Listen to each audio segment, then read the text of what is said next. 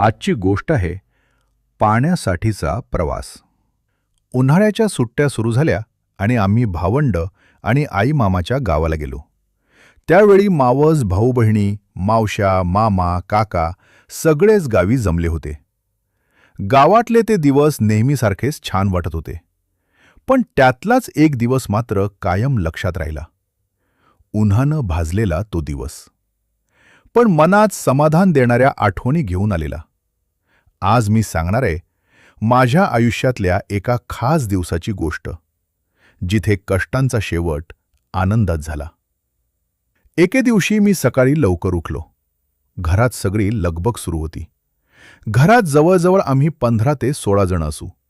सगळे मोठे आणि आम्ही 10 लहान मुले आणि मुली. सगळेजण आधी नाश्त्यासाठी बसलो. आमच्या मामाच्या गावातल्या घरात एक मोठा हॉल स्वयंपाकघराला लागून होता. आम्ही लहान मुले सगळे एका रांगेत बसलो. काही जण मोठे, जसे की आजी, आजोबा, मामा, मामी, काका, मावशी, बाबा आणि आई, हे काही जण खाली तर काही जण पायऱ्यांवर बसले होते. आम्ही सगळ्यांनी छान गप्पा मारत पोहे खाल्ले आणि नंतर चहाही घेतला. मामा सांगू लागले, गावामध्ये सध्या खूप जास्त उन्हाळा जाणवत आहे यावर्षी. त्यामुळे पाण्याची समस्या जाणवत आहे सगळ्यांना. आणि त्यात सरकारी नळाला आठवड्यातून एकच दिवस पाणी येणार आहे. आज घरात पाणी आहे, पण आपली टाकी उद्या नक्कीच संपेल. उद्यापासून पुढे 4 ते 5 दिवस पाणी पुरेल असे आपण काहीतरी नियोजन करावे लागेल. कारण घरात खूप जण आहेत आणि घरगुती वापरासाठी म्हणजे अंघोळ, भांडी, धुणे, जेवण इत्यादीसाठी आपल्याला पाणी लागेल. आजोबा पण म्हणाले, हो, आपल्या स्वतःच्या विहिरीत पण पाणी कमी आहे आणि जे आहे ते थोडेफार शेतीला वापरावे लागते. शिवाय ओढ्यात पण पाणी नाही उरले. तेवढ्यात आजोबांना आठवले आणि ते मामांना सांगू लागले, अरे, तिकडे 3 ते 4 किलोमीटरवर एका दुसऱ्या शेतकऱ्याचं बोर आहे आणि त्याच्याकडे पाणी भरपूर आहे. मी त्याला 2 दिवसांपूर्वी भेटलो होतो. तो सांगत होता मला. शिवाय जर पाणी लागले तर घेऊन जा असे पण सांगितले आहे त्यानं. मागच्या वर्षी त्याचं बोर नसताना आपण त्याला विहिरीतील पाणी मदत म्हणून वापरायला दिले होते. त्यामुळे आपण ह्यावेळी त्याच्याकडून मदत घेऊ. मामा म्हणाले, ठीक आहे, मी त्याला प्रत्यक्षात भेटून सांगतो की उद्या दुपारी आम्ही पाणी घ्यायला त्यांच्या शेतात जाऊ. ही सगळी चर्चा आम्ही तिथे बसलेले सगळे ऐकत होतो. मला क्षणभर हे ऐकून बरे वाटले. कुठून तरी पाणी आपल्याला भेटणार आहे. चला, बरं झालं. तेवढ्यात आई आणि मावशी आम्हा सगळ्या मुलांना सांगू लागल्या, हे बघा, उद्या तुमच्या सर्वांची मदत लागणार आहे पाणी भरायला.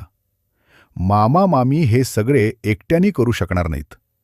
त्यात पाणी लांबून आणायचे आहे. त्यामुळे आपण सगळ्यांनी त्यांना पाणी आणायला मदत करायची आहे. आम्ही सगळे लगेच हो म्हणलो. आता आम्ही सगळे लहान मुले-मुली पाणी कसं आणायचं आणि त्या शेतकऱ्याचं बोर कुठे आहे हे आधी पाहून आलो. मी घरी येऊन आईला सांगितलं, आई, ते शेत आपल्या घराच्या मागे जो ओढा आहे त्याच्या पलीकडे आहे. एका छोट्या रस्त्यातून पुढे गेलं की उजवीकडे वळायचं आणि परत थोडं सरळ चालत गेलं की येऊन जातं. आणि आई, तिकडे त्या सरळ रस्त्याने जाताना मला रस्त्याच्या दुतर्फा मोठी नारळाची झाडं दिसली. काही झाडांना तर नारळ पण लागले होते. शिवाय एका बाजूला काळं रान आणि दुसऱ्या बाजूला काही ठिकाणी रान तर काही ठिकाणी ऊस लावलेला होता. आणि रस्त्याच्या शेवटी एक छान मोठं कौलारू घर होतं.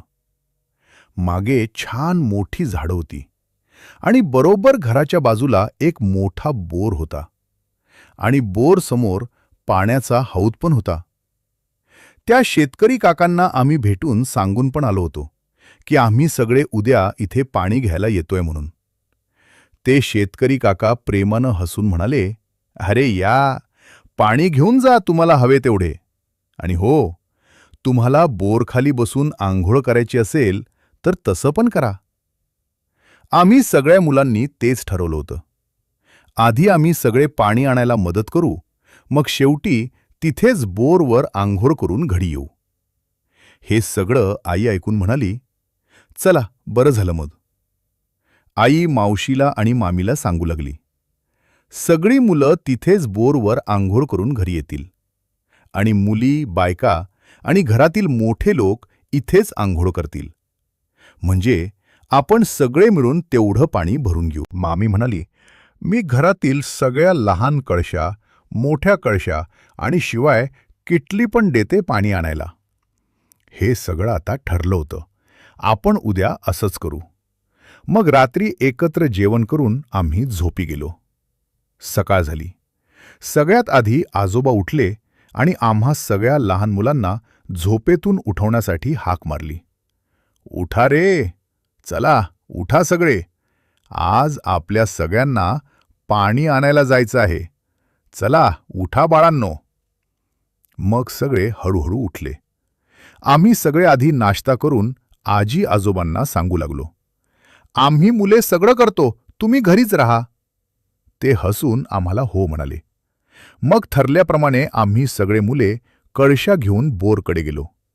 खूप छान प्रसन्न शेत, काळं रान, त्यात काही बैलजोडी आणि एक छान कौलारू घर दिसत होतं. फक्त वर पाहिलं तर खूप जास्त ऊन होतं. आकाशात एकही ढग दिसत नव्हता. आम्ही सगळे आधी जमेल तसं पाणी 1 ते 2 राऊंड पूर्ण केलं. आम्ही सगळे खूप दमलो. थोडी 10 मिनिटांची छोटी विश्रांती घेतली. तेवढ्यात आमच्यातल्या एका मोठ्या दादानं एक कल्पना मांडली. तो म्हणाला, आपण सगळे एक एक जण पूर्ण रस्ता चालत पाणी आणायला लागलो तर सगळेच फार दमून जाऊ. त्यापेक्षा आपण सगळ्यांनी मिळून काम वाटून घेतलं तर ते जास्त सोपं होईल. आधी आम्ही सगळे एकमेकांकडे पाहू लागलो. हा नेमकं काय म्हणतोय? तेवढ्यात तो दादा म्हणाला, असं करूया, आपण सगळे रस्त्यावर थोडं थोडं अंतर ठेवून एक एक जण उभे राहू. मग कळशी एकमेकांकडे पुढे देत जाऊ. असं केलं तर कोणालाही फार दमणार नाही आणि आपलं कामही लवकर पूर्ण होईल. सर्वांना ही आयडिया खूप आवडली. सगळे उत्साहानं हो म्हणाले. आता कोण कुठे थांबणार हे दादा प्रत्येकाला सांगू लागला. मला त्यानं बरोबर एका अशा ठिकाणी उभं केलं जिथून मला दोन्ही बाजू दिसत होत्या. म्हणजेच माझ्या डाव्या हाताला लांबवर दुतर्फा नारळाची झाडं आणि मधून कच्चा रस्ता, आणि उजव्या हाताला एक छोटी पायवाट, आजूबाजूला झुडपं आणि थोडी झाडी. रस्ता उतरल्यावर सुकलेला ओढा आणि ओढ्याच्या पलीकडे एका छोट्या टेकडीच्या उंचीवर जाणारी मोठी पायवाट जिथे काही घरं दिसत होती. तिथेच पुढे मामाचं घर पण होतं. आता ठरल्याप्रमाणे सगळे पाणी भरून कधी छोटी कळशी, कधी मोठी कळशी, कधी मोठी किटली दोन्ही हातात घेऊन एकमेकांना ठरलेल्या ठिकाणी आणून देऊ लागले. मीही उत्साहाने ते पुढे पोचवत होतो. हे काम सुरू होताच सगळ्यांच्या अंगात एक वेगळाच उत्साह संचारला. सगळे झपाट्याने काम करू लागलो. कधीकधी शर्ट पाण्याने थोडेफार भिजत होते. वर उन्हाची तीव्रता वाढतच होती. म्हणून आम्ही सगळे सोबत आणलेले टॉवेल डोक्याला बांधून काम करत राहिलो. हे जवळजवळ आम्ही सगळे 2 तास करत होतो. आम्ही ठरवलं होतं, घरातले जोपर्यंत आपल्याला 3 ते 4 दिवस हे पाणी पुरेल असं म्हणत नाहीत तोपर्यंत हे करायचं. मग शेवटी घराजवळ असलेली माझी ताई लांबून सगळ्यांना सांगू लागली, घरातला मोठा हौद आणि टाकी भरली आहे. शिवाय सगळी पिण्याची भांडी भरली आहेत. आणि हो, मोठ्यांची आंघोळ पण झाली आहे. आम्ही सगळे 5 मिनिटं शांत रस्त्याच्या कडेला बसलो. मी आता घामाने पूर्ण भिजलो होतो. तसेच सगळे घामाने भिजलेले दिसत होते. मग पुढे आम्ही सगळेजण गप्पा मारत बोरकडे निघालो. चालता चालता जाणवत होतं की आज ऊन खूपच जास्त आहे. त्यात गरम वारा लागत होता. सगळेच हैराण झालो होतो आणि कधी एकदा बोरजवळ पोचतो असं वाटत होतं. शेवटी आम्ही सगळी मुलं तिथं पोचलो. मग आम्ही सगळे एकामागोमाग एक आंघोळ करू लागलो. बोरचं पाणी वर येत होतं. काय ते थंड पाणी! क्षणात सगळा थकवा नाहीसा झाला. थोडा मोकळा श्वास घेत आम्ही कपडे बदलले आणि बाजूला उभे असलेल्या शेतकरी काकांना सगळ्यांनी मिळून धन्यवाद दिला. त्यानंतर आम्ही पुन्हा गप्पा मारत घरी परतलो. घरी पोहोचताच घरातल्या प्रत्येकानं आमचं खूप कौतुक केलं. आजी आजोबा आम्हा सगळ्यांची पाठ थोपटू लागले. आजी मामीला सांगू लागली, पोरं दमली असतील, चला सगळ्यांना जेवण वाढू. आम्ही सगळी मुले मुली एका रांगेत बसलो. मग मावशी, आई, मामी, आजी आम्हाला कौतुकानं जेवण वाढू लागल्या. तेवढ्यात आजोबा म्हणाले, काय रे, दमला असाल ना, पोटभर जेवण करा आणि आता सगळे आराम करा बरं का. खूप छान काम केलंय तुम्ही सगळ्यांनी. बघा, पाण्याविना आपल्या सगळ्यांची काय अवस्था झाली असती. आणि आता पाणी आणलं आहे तर आपण सगळे निवांत झालो. हे सगळं खरं तर तुम्ही केलेल्या कष्टांची मिळकत आहे. आज तुम्हा सगळ्यांना समजलं असेल पाणी आयुष्यात किती महत्त्वाचं आहे. म्हणून नेहमी पाणी जपून वापरावं, त्याचा व्यर्थ टाळावा. आणि हो बाळांनो, तुम्ही सगळ्यांनी आज हे काम मिळून मिसळून केलं म्हणून ते काम लवकर होण्यास मदत झाली. कधीकधी एक काम एक माणसानं करण्यापेक्षा ते मिळून मिसळून केलं तर खूप लवकर संपतं. आम्ही सगळे आजोबांना हो म्हणालो आणि आनंदानं जेवण केलं. त्या दिवशी आम्हाला फक्त पाणीच नाही तर कष्टाचं मोल, एकत्र काम करण्याचं महत्त्व आणि त्यातून मिळणारा खरा आनंदही मिळाला.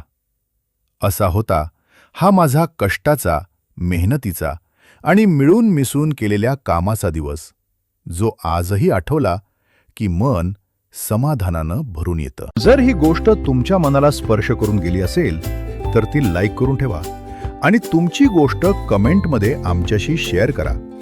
अशाच खऱ्या अनुभवांच्या गोष्टींसाठी सोलफुल स्टोरीज मराठीला सबस्क्राईब करा.